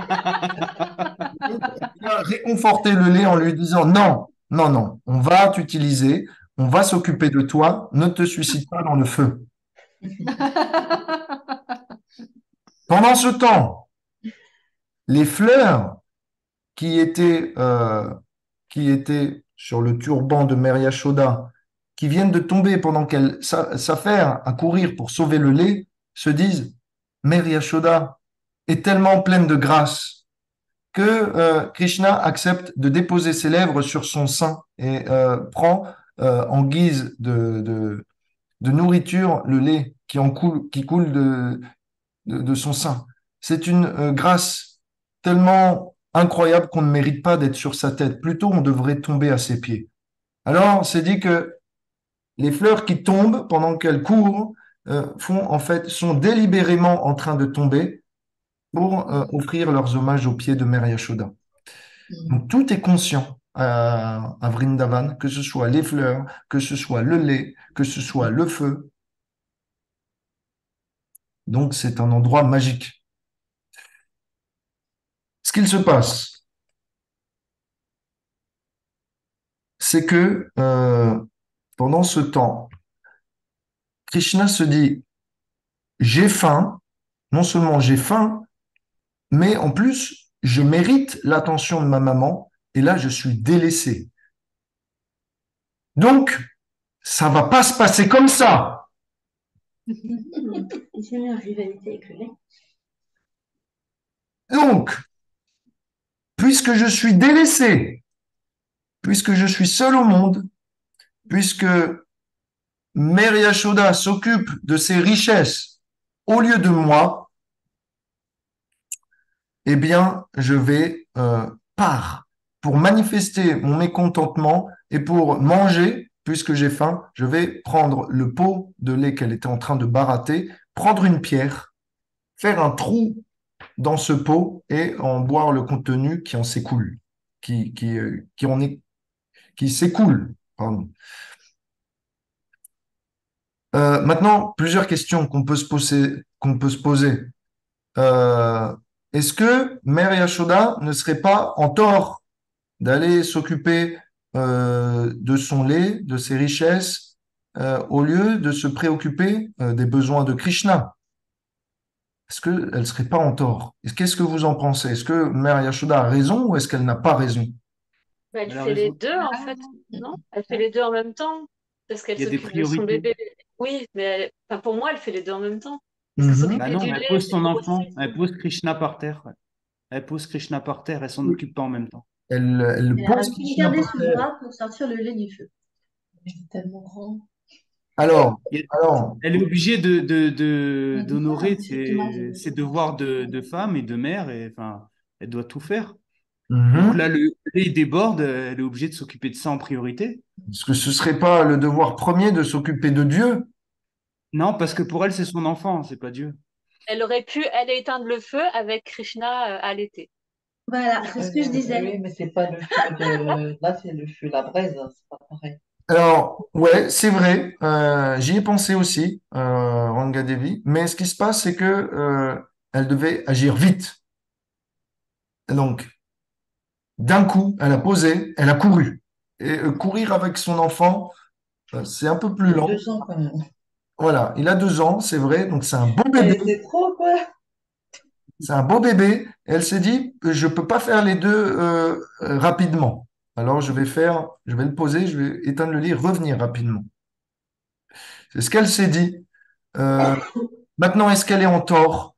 La réponse, bien sûr, vous la connaissez. Non, elle n'est pas en tort. Pourquoi? Parce qu'elle le fait pour le bien de Krishna. Parce que ce lait est fait pour le bien de Krishna. Et que cette richesse, on pourrait se dire, Mère Yashoda elle préfère ses richesses, son lait, etc. Mais cette richesse est mise à disposition de Krishna. Donc, ça n'est pas différent. Et en fait, là, on va rentrer dans une dynamique euh, profonde, c'est que à certains niveaux, on est tellement expert dans la relation à Krishna qu'on est capable de contredire ses ordres et ses envies. Parce qu'on Donc on sait trouve, mieux que lui. exactement, parce qu'on trouve sans cesse de nouvelles façons de le satisfaire, que lui n'a même pas idée. Hmm. Si vous voulez, les serviteurs deviennent à un certain point experts qu'ils savent mieux que Krishna de quoi il a besoin. Et donc, C'est ça. ils prennent le pas de contredire ce que veut Krishna pour faire leurs On propres prenne initiatives. Hmm. C'est le C'est cas un de... peu, Il y a que c'est un Radharani peu qui peut comme, faire ça. Oui, c'est un peu comme Lalita et Radharani, non? Oui. dis-moi. Oui, oui. Est-ce que tu as un exemple en tête? Qui, moi? Oui. Non, je sais que Lalita s'occupe, son activité, c'est de réunir Radha et Krishna, d'organiser de leurs rendez-vous amoureux, etc. Et donc, c'est elle qui décide ce qu'il y a de mieux pour Radharani et mieux pour Krishna. Mhm, Surtout pour Radharani, d'ailleurs. mhm. Ouais. Et Effectivement. que parfois, moi-même, elle provoque des disputes Oui, pour qu'ils se réunissent encore mieux. Ouais. exactement. Des Oui. fois, Radharani veut voir Krishna, mais Lalita dit, comment tu peux aller le voir? Oui, c'est ça. Comment tu peux aller le voir alors que tu sais qu'il te fait mal au cœur, alors que tu sais qu'il te néglige?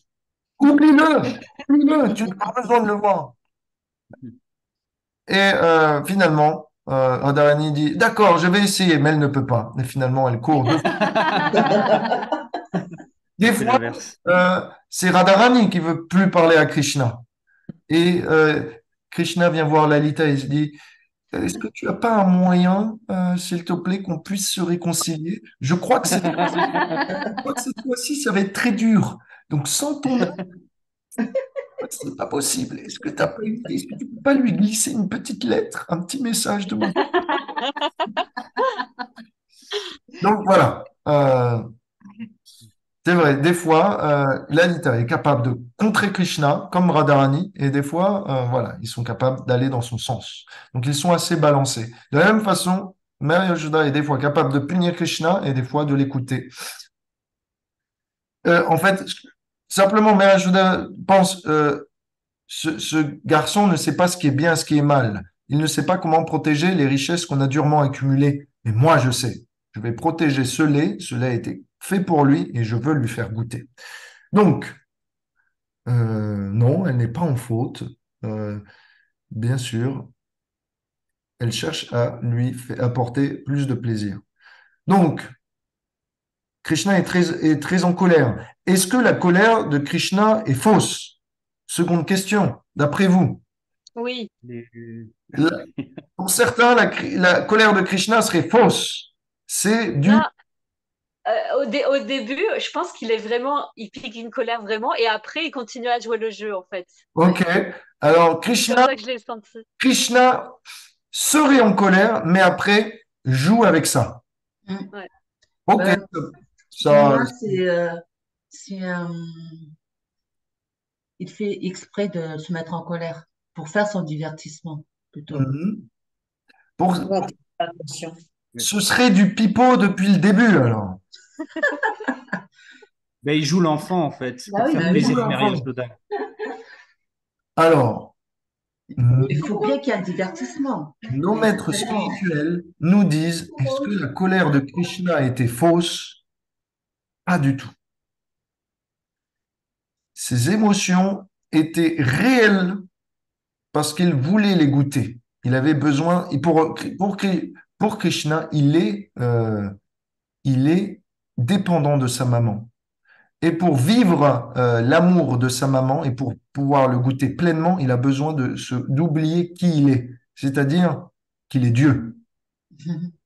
Pour pouvoir vivre cela entièrement, ce n'est plus simplement du théâtre. C'est un peu comme si vous faites du théâtre et à un moment, bah, euh, On est dans le rôle, quoi. vous êtes dans le rôle, tellement que vous oubliez tout le reste. Et même quand le théâtre, vous continuez à être dans le rôle. Je ne sais pas si ça vous a déjà fait ça.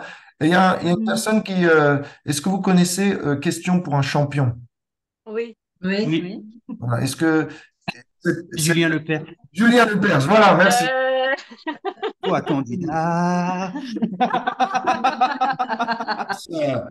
Quand il parle, lorsqu'il a fait 40 ans, 50 ans d'émission, 50 ans de...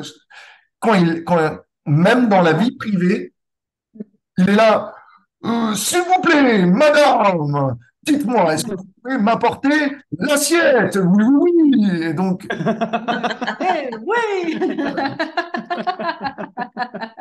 Et donc, même dans la vie privée, il a développé des tics. Hmm. Donc, de la même façon, ou pardon, je devrais dire, on va dire d'une façon similaire, Krishna, eh bien, a développé le tic de se sentir un enfant parce que c'est bon pour lui et parce que c'est bon pour ses serviteurs et parce que ça sert, voilà, la, la véracité, la sincérité des échanges. Donc, Krishna se sent un enfant et Mère Yashoda se sent complètement une mère. Il n'y a pas de je me sens Dieu. Krishna, des fois, manifeste ses opulences, mais c'est de manière épisodique qu'il reprend conscience de ses opulences. Autrement, pour lui, il est faible et dépendant de Mère Yashoda. Est-ce que ça vous va? Hmm. Ouais. Ok. Alors, ok, on nous dit dans le verset 7, chapitre 9, une fois que Mère Yashoda a baissé la flamme, a nettoyé le lait et retourné venir barater pour faire du beurre, elle a vu que le contenant de yaourt, de beurre avait été cassé. Elle a conclu donc que c'était le travail de son fils et que toutes les rumeurs à son propos étaient bien fondées. Donc, Mère Yashoda mit son doigt sur le nez et se dit, Hmm, qu'est-ce que je vais bien pouvoir lui faire pour qu'il comprenne la leçon? En fait, elle appréciait aussi cela parce que ces activités un petit peu surprenantes, espiègles de Krishna sont quand même attendrissantes. Donc, elle est confondue entre euh, le bonheur d'avoir un enfant si intelligent, si ingénieux, et le bonheur d'être une mère qui doit le corriger. Donc, elle se dit, qu'est-ce que je vais pouvoir faire d'adapter? Alors, pendant ce temps, on nous dit Krishna est assis dans une autre cour et assis sur un mortier qui va servir à mettre en poudre des épices. Et il distribue le yaourt et le beurre à des singes. Et donc, suspectant que Mère Yashoda puisse venir à chaque instant, il se retourne régulièrement, checker s'il n'y a pas quelqu'un qui va le punir et venir le surprendre. Donc, Krishna est, si vous voulez, véritablement anxieux. Pourquoi il est véritablement anxieux? Parce que il est seul, il n'y a personne qui le sait. C'est entre lui et Mère Yashoda. Il fait des activités secrètes. Donc, c'est vraiment pas pour faire un show. C'est vraiment pour lui. Il est vraiment, véritablement en train de vivre le stress. Et donc, Mère Yashoda arrive à trouver Krishna. Elle s'approche petit à petit. Comment elle a pu le trouver? Est-ce que vous avez une idée? Comment elle peut savoir où est Krishna, qui lui est invisible et qui lui sait se cacher dans tout? Elle sait Avec les le bruit. traces de ses petites mains qui Les ont dû traces, toucher le yaourt, le lait. Tac, Exactement. tac. les traces plein de beurre. Exactement. Krishna est un voleur expert, on nous avait dit, mais apparemment, il laisse toujours des traces. Alors, c'est peut-être pas le plus grand des voleurs, finalement. Pour un enfant. Oui, exactement. Voilà. C'est peut-être pas le plus grand des voleurs, en fait, puisqu'il n'a pas réussi à cacher les traces derrière lui. Krishna était En vraiment fait, dans une activité de détresse à ce moment. Et alors, entendant les pas les ornements aux pieds de Mère Yashoda arrivant à grands pas, réduisant la distance, Krishna se lève et se carapate. D'après vous, où est-ce que va Krishna? Euh, ah oui, alors, parce que vous savez, en tant que père, en tant que mère, quand un enfant veut pas se faire punir, qu'est-ce qu'il fait? Il il se se cache. cache. Il se met en silence. Et Krishna peut plus se cacher. Il sait qu'il va se faire attraper. Il Quand fait pas comme si de rien n'était. Comment? Voilà, Il fait comme si de rien n'était. Euh, Il y a tout qui change. ouais, mais là, il y a trop de preuves. Ou alors, c'est pas moi. C'est C'est pas pas moi. moi. Là, il y a trop de preuves. Il fait ses petits yeux doux. Ok, il fait les petits yeux doux, mais pas ma faute. Krishna a trop fait ce genre de choses. Et ça marche plus. Là, il a besoin de mieux que ça. Hmm, hmm. Qu'est-ce qu'on ferait Qu'est-ce qu'il fait déjà? Il se met à pleurer. Et ça, c'est vrai. Il pleure, il va bientôt pleurer. Mais non, je vais vous dire, moi-même, ça m'est déjà arrivé de le faire, et je pense vous aussi. Quand votre papa ou votre maman arrive furieux, qu'il sait que vous avez fait une bêtise, que vous ne vous pouvez pas la cacher, que les yeux doux ne marcheront pas parce que le taux de colère, parce que vous avez déjà fait des bêtises auparavant et que la technique des yeux doux a déjà été épuisée, il ne vous reste plus qu'à chercher les jupons de quelqu'un qui va vous protéger. Ah oui. Généralement, c'est que s'il y a des grands-parents, ils vont aller dans leurs jupons, ou si il y a une place publique, ils vont s'y diriger parce qu'ils savent que maman va pas me battre, papa va pas me gronder devant tout le monde. Est-ce que vous n'avez pas pensé comme ça aussi quand vous étiez Ah enfant? Si, si. on est d'accord. On le voit en live très souvent. Ok, ok. C'est un réflexe naturel. Si je vais me faire gronder, allons voir les autres, allons prendre refuge et allons même dans la rue parce qu'on sait que ça risque d'être un peu plus difficile pour papa ou maman de faire ça en place publique parce qu'ils vont avoir la honte, parce qu'ils vont passer pour des tortionnaires. Et donc, c'est ce que Krishna pense. Krishna va aller à la porte de l'entrée du palais, là qui donne sur la rue, et donc, naturellement, il va attirer l'attention de tout le voisinage et va s'attrouper autour de lui, eh bien, du monde. Il est maintenant 11 heures et je n'ai pas été très loin dans ce divertissement. Je suis désolé, j'aurais voulu aller plus loin. Je pense que j'ai un peu trop fait de récapitulatif alors, de la semaine dernière. Alors, pardonnez-moi, nous n'avons pas. C'est pas grave, on a le temps. Il y a pas Mais de- on a commencé en retard, on peut finir un peu en retard, non? Ah, certains disent, et ça requiert un vote de l'Assemblée générale. Ah oui, moi, ça me va. Ça nous va aussi. Hein. Ça, ok, ok. Alors, on va prendre 10 minutes, ça vous va? 10 minutes? Parfait. Ok, 10 minutes. Alors, on avance un peu. Ce qui se passe, c'est que du coup, Mère Yashoda attrape son enfant. Et Krishna, cette fois-ci, avoue, oui, c'est moi, j'ai fait ça. Il l'avoue, mais pas tout de suite. J'ai été un peu rapide. Pas tout de suite. Je suis désolé. Quand Mère Yashoda attrape la main de son enfant, elle débat avec lui. Comment t'as cassé le pot? Krishna répond, ça a été cassé par le contrôleur suprême. Donc, il ne ment pas. Pas. Mais Yashoda pense qu'il ment. Il entre. Pour qui a donné le gui au singe et le yaourt? Contrôleur C'est le suprême. créateur c'est le créateur du cosmos qui a donné ça au singe. Krishna commence à la jouer double jeu.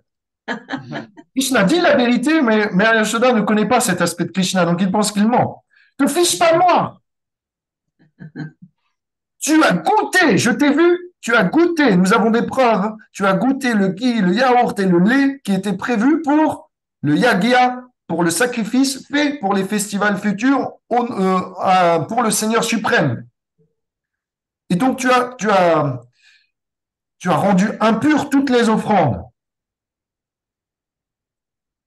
Donc, dis-moi, comment tu as fait pour casser le pot?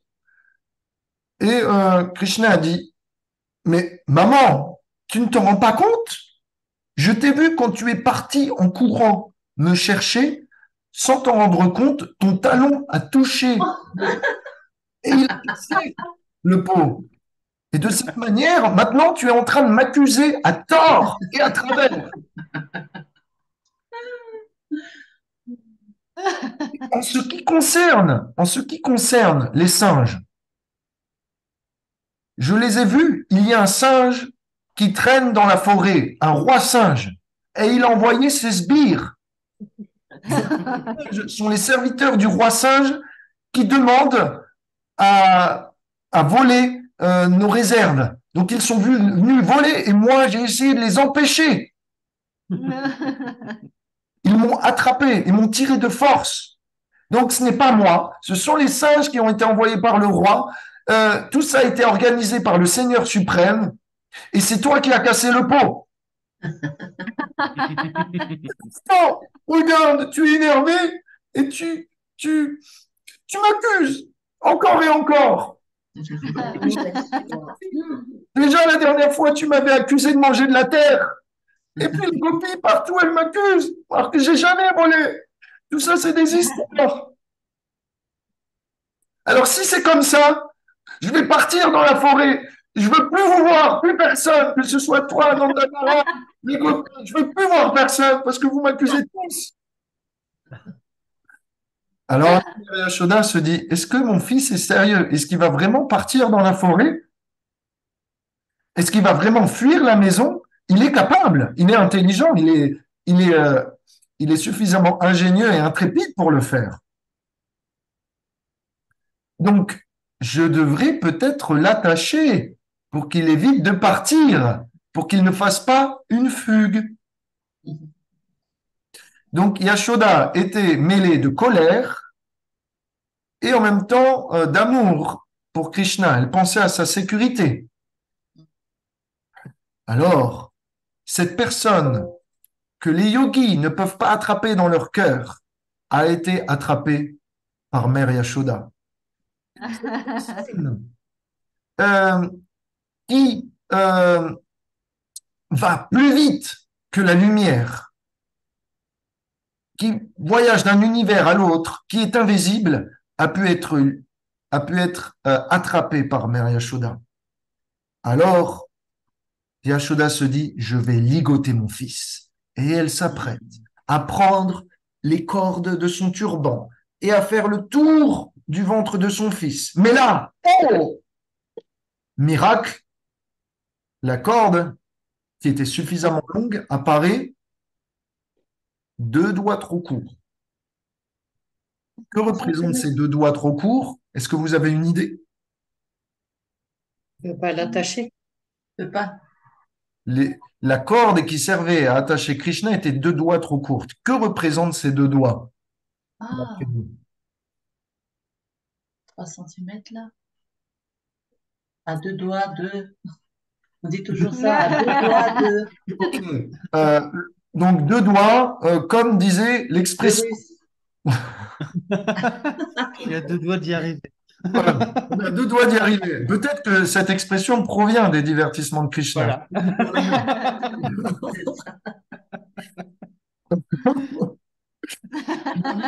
C'est une bonne idée. Je vais vous le dire. Je vais pas vous le répondre comme ça, mais normalement, ça va vous venir naturellement. Mère Yashoda se dit, ça ne fonctionne pas. Peut-être c'est mon imagination. Je vais prendre d'autres cordes, des cordes qui servent à barater. Alors elle va chercher les cordes à barater, elle vient le ligoter à la propre corde, enfin au propre vêtement de son turban, et elle fait le tour, alors que ça commençait déjà à faire une corde de 4 mètres. Et oh, surprise, toujours 2 doigts trop court. Alors là, elle se dit, c'est pas possible. Il faut que j'arrive à mesurer quand même le tour de ventre de mon fils. Peut-être qu'il a une inflammation du ventre. Peut-être qu'il est ballonné. Peut-être qu'il vient de grossir subitement. Donc, ça me paraît naturel que pour une mère, je dois pouvoir au moins savoir quel est le tour de ventre de mon enfant. Et là, toutes les gopis disent, Mère Yashoda, ça n'est pas grave. Tu vois bien que le Seigneur est en train d'utiliser le destin pour te montrer que ton fils ne doit pas être ligoté. Donc, accepte le destin. Mais Mère Yashoda non, lui dit, non, je dois lui enseigner une leçon. C'est mon rôle de mère.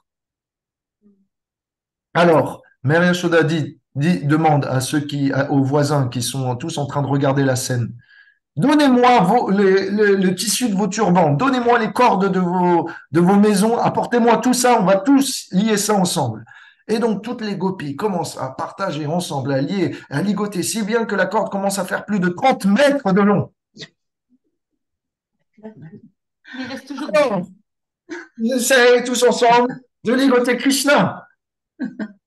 Mais quand Krishna voit que Mère Yashoda commence à s'essouffler, commence à s'enrager, commence à pleurer de désespoir, par elle-même, il n'y arrivait pas. Mais quand Krishna a vu qu'elle a engagé tout le monde pour le lier et que du coup, euh, elle engageait les personnes au service de Dieu, Krishna s'est dit, alors c'est ça que je veux. Ah. Quand on essaye de me servir, c'est difficile de m'avoir. Mais quand on engage les autres dans mon service, ça devient très facile. Alors, Krishna s'est dit, d'accord, je voulais pas avoir la honte devant tout le monde. Je voulais pas me faire ôter, moi qui n'ai rien à me reprocher, mais parce que c'est la volonté de Mère Yashoda et parce qu'elle engage tout le monde à mon service, alors je vais accepter de faire le plaisir de chacun et de me faire lier. Alors, euh, ce qui ne peut pas attacher les cordes de ce monde matériel, les cordes des impulsions d'essence peuvent nous attacher, mais ce qui attache Krishna, c'est l'amour qu'on lui porte. Alors, finalement, celui qui libère le monde entier vient à se faire attacher au mortier. C'est très beau.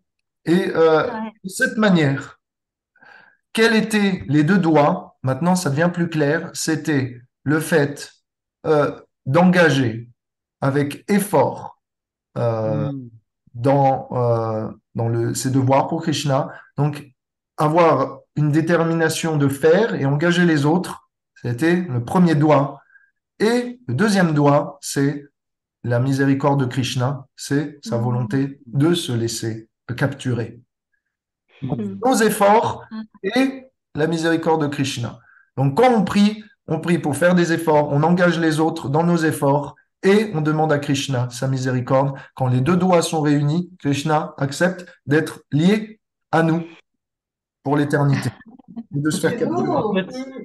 Donc en fait, quand on dit j'étais à deux doigts d'y arriver, c'est qu'il manquait ces deux choses-là, quoi. Oui, exactement. Il manquait la grâce du Seigneur et un peu plus d'efforts et d'aide de notre part. Engagement.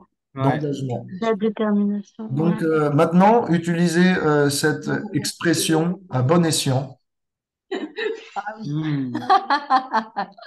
Ouais. Merci à Suchitra de m'avoir donné l'idée de penser à cette expression de cette manière. J'y avais jamais fait attention, mais maintenant ça fait du sens. Alors, d'après vous, comment réagissent les voisins qui regardent un petit peu la scène? Ils sont amusés. Ils sont amusés, clairement. Ils sont même bidonnés. Ils se disent, une reine, est-ce que la connexion est bonne? Ouais. Ça va? Ok. Est-ce qu'une reine ne sait pas attacher un enfant, ne sait pas faire un nœud? Quelle éducation elle a reçue? Et voilà que, et voilà que pendant plus d'un an, pendant un an, Mère Yashoda nous répétait, mon fils est gentil. Maintenant, c'est son tour de voir que son fils est un magicien, c'est de voir que son fils est un filou, de voir que son fils n'est pas sage. Elle ne nous a pas écoutés, elle n'a pas voulu le punir, mais maintenant elle y est obligée. Alors, qu'est-ce qu'elle va faire? Donc, elle se délecte tous de savoir comment Krishna va être puni. Il va être ligoté et euh,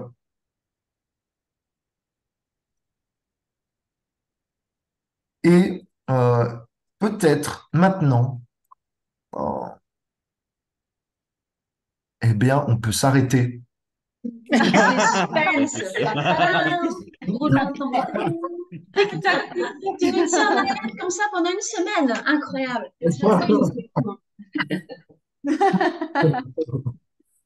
Alors, oui, je pense que c'est un bon moment pour s'arrêter. Bah, Il faut bien. Prochain épisode. prochain, prochain épisode, voilà. Voilà. Voilà, je vous fais une petite conclusion pour que ça, ça ait un peu plus de finesse.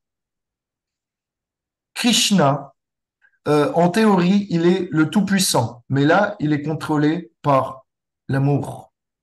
Krishna, en théorie, est satisfait en lui, mais là, il a fait tout ça parce qu'il avait faim. Krishna est censé être le jouisseur suprême, mais il pleure et il apparaît insatisfait. Krishna est censé être euh, pur, stable, équiposé. Et là, il devient intolérant, il est colérique, il casse. Il est censé être le maître eh bien, de la déesse de la fortune, mais il vole, comme s'il avait besoin de voler. Il est le tueur de tous les démons, mais il a peur d'une femme. Il est plus rapide que le mental, mais il est capable d'être attrapé. Il est la félicité personnifiée, mais lui-même nécessite l'affection de ses dévots. Il est illimité, mais il vient de se faire mesurer. Rappelez-vous, quand Krishna ouvre la bouche, il y a l'univers à l'intérieur. Alors, quelque part, Mère Yashoda, de par son amour, vient de ligoter l'univers entier. L'univers entier est à sa disposition. Donc, Krishna, lui qui est immesurable, infini, vient d'être mesuré par les cordes de l'amour de Mère Yashoda qu'elle avait collecté. Krishna est le maître de tous, mais là, il accepte de se faire le serviteur. Donc, ce que Krishna était en théorie ne l'est pas en réalité, puisque ce que Krishna est en réalité, c'est qu'il bouleverse, toute conception qu'on peut avoir de lui. Krishna, les idées qu'on a de lui, il les met sans dessus-dessous. C'est pour ça qu'il est inconcevable. Et donc, Krishna, eh bien, toutes ces qualités d'être colérique, d'être voleur, d'être menteur, d'être insatisfait, ces qualités-là, quand elles sont mises à disposition du bien-être de ses dévots, de l'humanité, eh bien, ne font que rehausser sa personne et la douceur de ses échanges, et donc ne font que le rendre encore plus Krishna, c'est-à-dire infiniment attractif. Donc voilà, si vous avez des questions, envoyez-les sur le groupe. Cette fois-ci, il n'y aura pas de questions. Je suis désolé. Je crois qu'on a pris beaucoup de votre temps. Merci pour votre tolérance. Merci pour votre attention. Je fais une petite prière. S'il te plaît, en ce jour, Krishna, tu t'appelles Damodar, tu t'appelles Janardhan. Alors, puisque tu nous fais des fois enrager, puisque tu nous fais des fois entrer dans l'anxiété, s'il te plaît, laisse-nous accomplir avec beaucoup d'intensité du service que l'on puisse finir par te capturer et que l'on puisse te sentir présent dans notre cœur et que tu fasses partie de notre vie. Je t'en prie, Krishna satisfait ce désir et veuille bien exaucer ce souhait pour toutes les personnes qui sont présentes ici. Si vous êtes d'accord avec cette prière, en tout ou partie, vous pouvez dire Hare Krishna. Hare Krishna. Merci beaucoup. Merci pour votre sourire. Merci pour votre participation. C'est toujours un plaisir de vous retrouver. Merci de m'accepter dans votre famille. Merci d'être si familial avec moi et d'être Merci Revati, Merci merci à toi. Revati. aussi touchant. Pardonnez-moi pour ce retard. Ça n'arrivera plus, d'accord? Mais c'est bon. Ah, Comme d'habitude, à deux doigts, à deux doigts. à deux doigts. Ouais.